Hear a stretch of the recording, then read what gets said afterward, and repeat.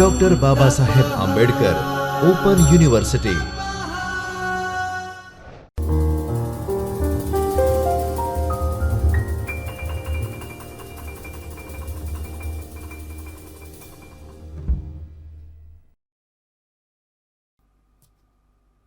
नमस्कार विद्यार्थी मित्रों, doctor Baba Saheb Ambedkar open university के चैतन्य स्टूडियो से इस आभासी कक्षा में मैं प्राध्यापिका पारुल परमार आप सभी का हार्दिक स्वागत करती हूँ। आज हम इस कक्षा के अंतर्गत द्वितीय वर्ष बीए के पेपर 4 यानी कि HNDM 204 हिंदी की कथेतर गद्य विधाएं के अंतर्गत इकाई 5 निबंध जिसके लेखक है पंडित बालकृष्ण भट्ट के बारे में बात करेंगे। इस इकाई के अंतर्गत हम पंडित बालकृष्ण भट्ट के निबंध नाक का अध्ययन करने जा रहे हैं। इस इकाई को पढ़ने के बाद बालकृष्ण भट्ट जी के जीवन और कृतित्व का परिचय प्राप्त कर सकेंगे, निबंध का सार अपने शब्दों में लिख सकेंगे, नाक निबंध के तत्वों के आधार पर विश्लेषण कर सकेंगे, नाक निबंध की अंतर्वस्तु के बारे में बात कर सकेंगे और जान सकेंगे। सबसे पहले हम प्रास्ताविकता के रूप में देखें तो पिछली इकाइयों में हमने हिंदी साहित्य की विभिन्न विधाओं को पढ़ा, जिसमें कहानी, उपन्यास, कविता, निबंध, रेखाचित्र, यात्रावृत्त आदि को हमने देखा। वैसे ही निबंध भी साहित्य की प्रमुख विधाओं में से एक विधा है। निबंध अपने आप में लेखक के विचारों का एक संकलन होता है। जिस इकाई में हम बात करने वाले हैं बालकृष्ण भट्ट के निबंध की, जो भारतेंदु युग के प्रमुख निबंधकारों में से एक है। भारतेंदु काल की सभी रचनाएं राष्ट्रीय भावना और सामाजिकता से ओतप्रोत हैं। बालकृष्ण भट्ट सच्चे देशभक्त थे जो समाज सुधार पर बल देते थे। उनकी इसी भावना को दर्शाता नाक एक सामान्य विषय पर लिखा गया गहन विचार प्रधान सामाजिक निबंध है। साथ ही इस वैचारिक निबंध के अंतर्गत समाज के प्रति उनकी विचारधारा प्रदर्शित होती है। प्रस्तुत निबंध में व्यंग्य और गंभीर चिंतन दोनों का आकर्षक समन्वय किया गया है। भट्ट जी ने अपने युग की समस्याओं को व्यापक रूप में अपने निबंध में माध्यम से चित्रित किया है। इस निबंध के द्वारा उन्होंने समाज में जो भी समस्याएं हैं उन समस्याओं में से एक बाह्याडंबर की समस्या भी है, जिस पर लेखक ने अपने विचार प्रस्तुत किए हैं। बालकृष्ण भट्ट जी ने इस निबंध द्वारा समाज का दर्पण हमारे समक्ष रखा है। साहित्यकार होने के नाते उन्होंने पाठक को समाज का वास्तविक रूप दिखाकर साहित्यकार होने के कर्तव्य को बखूबी निभाया है। प्रस्तुत निबंध में नाक अपने शरीर का केवल एक अंग न होकर मनुष्य की इज्जत या आन बान का प्रतीक है। आइए अब इस रोचक निबंध का सार और विश्लेषण अपने करते हैं। बालकृष्ण भट्ट के बारे में परिचय प्राप्त कर लेते हैं तो सबसे पहले उनका जीवन परिचय। बालकृष्ण भट्ट का जन्म 3 जून सन 1843 को इलाहाबाद में हुआ। इनके पिता का नाम पंडित देवी प्रसाद था, जो शिक्षा की ओर विशेष रुचि रखते थे। उनकी माता का नाम पार्वती देवी था, जो एक पढ़ी लिखी समझदार महिला थी। बालकृष्ण भट्ट बचपन से ही अपनी कुशाग्र बुद्धि के कारण प्रसिद्ध थे। उन्हें अंग्रेजी और संस्कृत पढ़ने के लिए उनकी माता ने प्रेरित किया था। बालकृष्ण जी का विवाह 12 वर्ष की उम्र में सीधी सादी सुशील रमा देवी से करा दिया गया था, जो गंभीर और पतिपरायण महिला थी। भट्ट जी का पारिवारिक जीवन अभावपूर्ण रहा, जिसमें उनकी पत्नी ने उनका बखूबी साथ दिया। क्रांतिकारी विचार रखने वाले बालकृष्ण भट्ट ने अपने निबंधों के माध्यम से विधवा विवाह का समर्थन किया और स्त्री शिक्षा को बढ़ावा दिया तथा बाल विवाह और पुरानी रूढ़ियों का विरोध किया। निबंध के साथ ही उनके द्वारा रचित उपन्यासों और नाटकों का भी ऐतिहासिक दृष्टि से बहुत ही महत्व रहा है। आइए अब हमें ऐसे उच्च कोटि के साहित्यकार की रचनाओं का परिचय प्राप्त करते हैं। तो भट्ट जी का कृतित्व। उसमें हम देखें तो पंडित बाल कृष्ण भट्ट भारतेंदु काल के प्रसिद्ध और प्रतिभाशाली निबंधकार माने जाते हैं। उन्होंने साहित्यिक, नैतिक, मनोवैज्ञानिक और राजनीतिक विषयों पर अपनी लेखनी चलाई। वे पाश्चात्य निबंधकार एडिसन से अधिक प्रभावित थे। उन्होंने भावात्मक, विचारात्मक, व्यंग्यात्मक और संवादात्मक सभी प्रकार के निबंध लिखे। फिर भी भट्ट जी ने भावात्मक निबंध अधिक लिखे हैं। विनोद और व्यंग्य उनके निबंधों का अभिन्न अंग है। उन्होंने सीधे और सरल विषयों पर भी निबंध लिखे, जैसे कि नाक, कान, बातचीत, पैसा, आंसू, मकवा कोन कोन, इंग्लिश पढ़े सो बाबू होय, पुरुष अहेरी की स्त्री अहेर, ईश्वर भी क्या ठठोला है आदि उनके प्रसिद्ध निबंध है। उनके द्वारा रचित सभी निबंध उत्कृष्ट कोटि के हैं। उनके निबंधों की विशेषता यह है कि निबंध के नाम से ही पाठक आकर्षित हो जाता है। उनके भाव प्रधान निबंधों में आंसू, चंद्रोदय, मुग्धा, माधुरी आदि का समावेश किया जा सकता है। बालकृष्ण भट्ट ने कई उपन्यास, नाटक लिखे और कई अनुवाद भी किए हैं, किंतु प्रमुख रूप से वे एक निबंधकार हैं। उनके युग के लेखकों में वे सर्वप्रथम निबंधकार हैं। भट्ट जी एक अच्छे और सफल पत्रकार भी थे। हिंदी प्रचार के लिए उन्होंने संवत 1933 में प्रयाग में हिंदी वर्धनी नामक सभा की स्थापना की। भट्ट जी ने उनकी हिंदी मासिक पत्रिका हिंदी प्रदीप द्वारा 32 वर्ष तक हिंदी की सेवा की तथा अपने निबंधों को पाठकों तक पहुंचाया। रामविलास शर्मा लिखते हैं कि बालकृष्ण भट्ट ने हिंदी प्रदीप के माध्यम से देश और समाज का उदाहरण हमारे सामने रखा है। वह अपने युग के सबसे महान विचारक थे।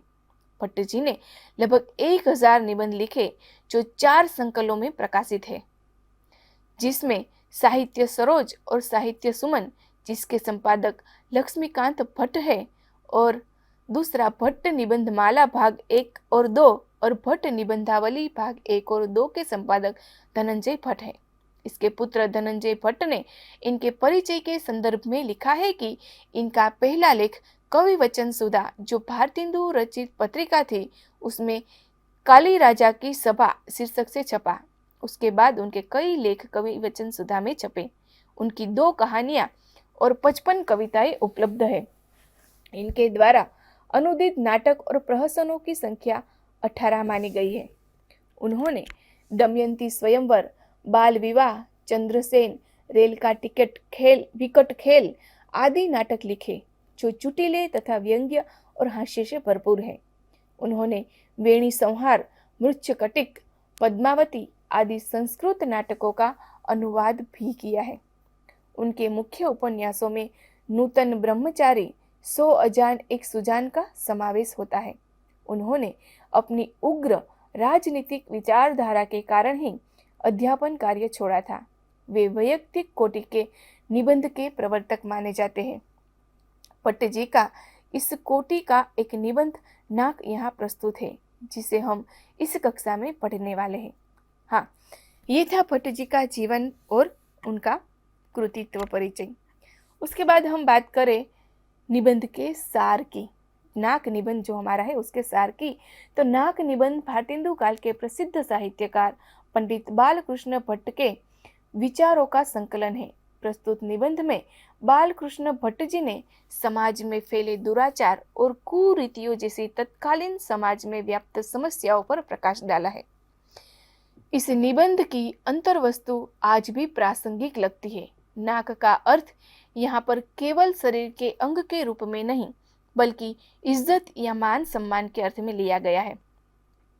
नाक निबंध के आरंभ में ही एक कहावत कही गई है, नकटा जिया बुरे हवाल, द्वारा समाज पर कटाक्ष किया गया है। जिसकी नाक कट जाती है वह कहीं का नहीं रहता। यहाँ इस निबंध में लेखक ने नकटे की दुर्दशा की बात पाठक सम्मुख रखी है। नाटक के कटने का डर और नाक के बचने के व्यर्थ प्रयत्न और नाक के कट जाने के बाद की दुर्दशा का वर्णन लेखक ने जुटिले ढंग से इस वैचारिक निबंध में प्रस्तुत किया है। लेखक कहते हैं, जो लोग अपना गुजर बसर ठीक से नहीं कर पाते, 2 वक्त की रोटी तक ठीक से नहीं जुटा पा रहे, ऐसे लोग पेट से ज्यादा नाक को बचाने की चिंता करते हैं, इज्जत की चिंता करते हैं। नाक के कारण इज्जत या मान सम्मान, दिखावा, आडंबर पर जी खोलकर खर्च करते हैं। ऐसे लोग मानते हैं कि जिंदगी भले कर्ज में डूबी रहे, पर बिरादरी में नाक नहीं कटनी चाहिए। सर या गर्दन भले ही कटे, पर नाक पर कोई आंच नहीं आनी चाहिए। उनके लिए नाक सबसे ऊपर है। लेखक आगे कहते हैं कि लोग नाक को बचाने के लिए क्या कुछ नहीं करते। राह भटक जाने पर भी अपनी जिद पर अड़े रहते हैं, किसी बड़े बुजुर्ग की भी नहीं सुनते हैं। यहाँ पर लेखक ने आज की पीढ़ी पर प्रहार किया है, जो दूसरे को अच्छा दिखाने के लिए, दूसरों पर अच्छा प्रभाव डालने के लिए अपनों की परवाह तक नहीं करते। लेखक आगे एक उदाहरण देते हुए कहते हैं कि एक बूढ़ा बुजुर्ग है जिसने अपनी जिंदगी में सब कुछ पा लिया है, जो जीवन के लोभ मोह से मुक्त है, भगवा धारण किए हुए है, जिसके नाती पोते भी संख्या दर्जनों में है। उसे अपनी बहु बेटियों के देखभाल की चिंता है। लेखक कहते हैं कि जैसे चादर के 4 कोनों में से यदि एक कोना मैला हो जाता है या फट जाता है, तो जब तक उसे ठीक ना किया जाए तब तक चादर किसी काम की नहीं रहती। उसी प्रकार यदि घर का एक भी सदस्य नाक कटवा दे तो उसको बिरादरी से बाहर करवा दिया जाता है, और बिरादरी को मनाने के लिए एड़ी चोटी का जोर लगाना पड़ता है।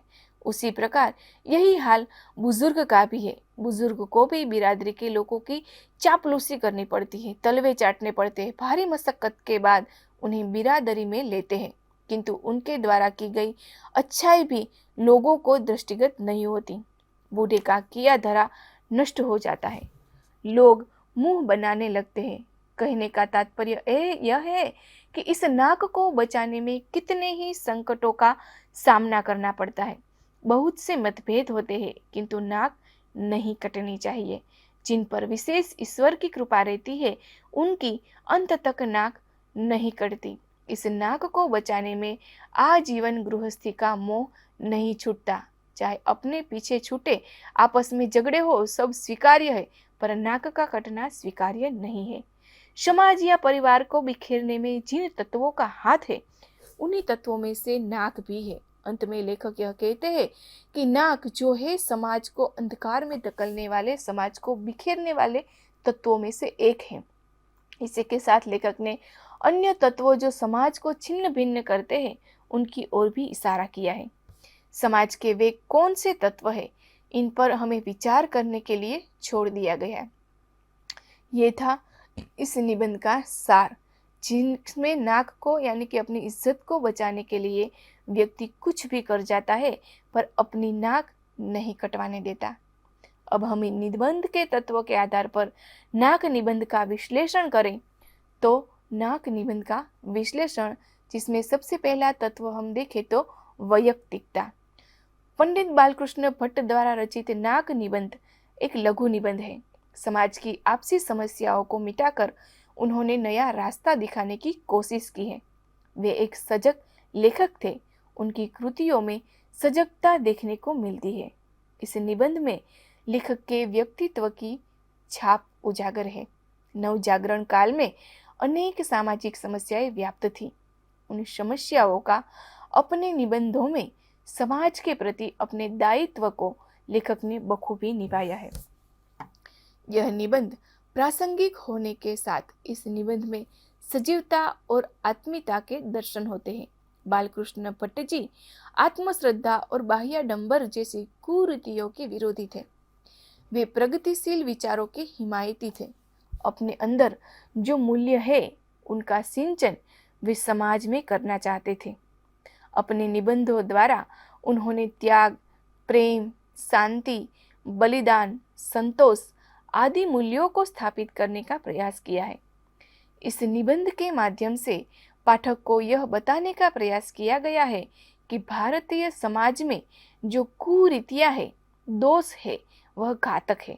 हम जो है, जैसे है वैसे ही रहे। हमें झूठा आडंबर और दिखावा नहीं करना चाहिए। छोटी छोटी मान्यताएं, पूर्वाग्रह हमें आगे बढ़ने से रोकते हैं। जो है जैसा है वैसे ही स्वीकार करना चाहिए। वैयक्तिकता के बाद हम बात करें वैचारिकता की, तो साहित्य का विषय समाज से आता है। बालकृष्ण भट्ट के समय की सामाजिक परिस्थितियों का ब्यौरा हमें इस निबंध में मिलता है। कहा जाता है कि साहित्य समाज का दर्पण है। यहाँ पर यह बात सिद्ध होती दिखाई पड़ती है। बालकृष्ण भट्ट अपने लेखन द्वारा आदर्श समाज की स्थापना करना चाहते थे और भट्ट जी की इसी विचारधारा के दर्शन हमें उनके इस निबंध में होते हैं। समाज में बदलाव लाना साहित्यकार का कर्तव्य है और इस कर्तव्य का निर्वाह उन्होंने बखूबी किया है। जिस समय यह निबंध लिखा गया उस समय समाज समस्याओं से घिरा हुआ था। उन्हीं में से एक समस्या नाक निबंध में दर्शाई गई है। आन बान शान को बचाने के लिए मनुष्य किस हद तक जा सकता है, यह इस निबंध में दर्शाया गया है। सामाजिक नियमों को ध्यान में लिए मनुष्य अपने अस्तित्व को भी खो बैठता है। बालकृष्ण भट्ट जी के नाक निबंध में उनके विचारों की गहनता और अनूठापन दिखाई पड़ता है। वैचारिकता के बाद हम बात करें संक्षिप्तता की, तो नाक निबंध में संक्षिप्तता एक महत्वपूर्ण और प्रधान विशेषता है। बालकृष्ण भट्ट जी के निबंध बहुत छोटे होते हैं। लेखक अपनी बात कम शब्दों में तीखे व्यंग से कहते हैं। प्रस्तुत निबंध में भी लेखक तटस्थता से अपनी बात सरलता से पाठकों तक पहुंचाने में सफल रहे हैं। अपने शब्दों के माध्यम से लेखक ने गागर में सागर भरने वाली बात की है। उन्होंने अपने विषय का आरंभ बड़े ही रोचक और चुटीले ढंग से किया है। निबंध का आरंभ एक कहावत से होता है, जिसमें नाक निगोड़ी भी क्या ही बुरी बला है, जिसे नहीं तो उसका फिर जीना ही क्या। कहावत है, नकटा जिया बुरे हवाल, तो न जाने क्या क्या फसाद। जरा जरा सी बात में इसे कट जाने का डर लगा रहता है।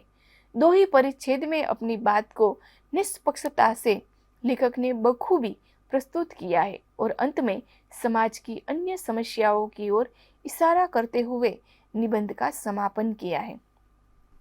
भट्ट जी के ज्यादातर निबंधों की यही विशेषता रही है। संक्षिप्तता के बाद हम बात करें समाहर्ता की, तो समाहर्ता के अंतर्गत शैली, भाषा आदि का समावेश किया जा सकता है। भाषा शैली द्वारा संप्रेषण सरल बनता है। शैली की यदि बात करें तो यह निबंध का एक महत्वपूर्ण अंग है। बालकृष्ण भट्ट के निबंधों की शैली बहुत ही रोचक और विषय के अनुरूप होती है। वह अपनी बात सरल शैली में लोगों तक पहुंचाना चाहते थे। इनके नाक निबंध पर दृष्टिपात करने पर यह पता चलता है कि इस निबंध में एक लयात्मकता है। प्रस्तुत निबंध में व्यंग्यात्मकता शैली द्वारा समाज पर सटीक निशाना साधा गया है। हम बात करते हैं तो इनकी रचनाओं में भाषा, विचार और कल्पना का भी सुंदर समन्वय दिखाई पड़ता है। इस निबंध में उनके अनुभव का प्रभाव दिखाई देता है। उनकी भाषा संस्कृत निष्ठ है। भट्ट जी मुहावरों के प्रयोग में सर्वाधिक निपुण है तथा उनके समकालीन लेखकों की तुलना में उनके निबंधों में व्यंग्य अधिक जोरदार है।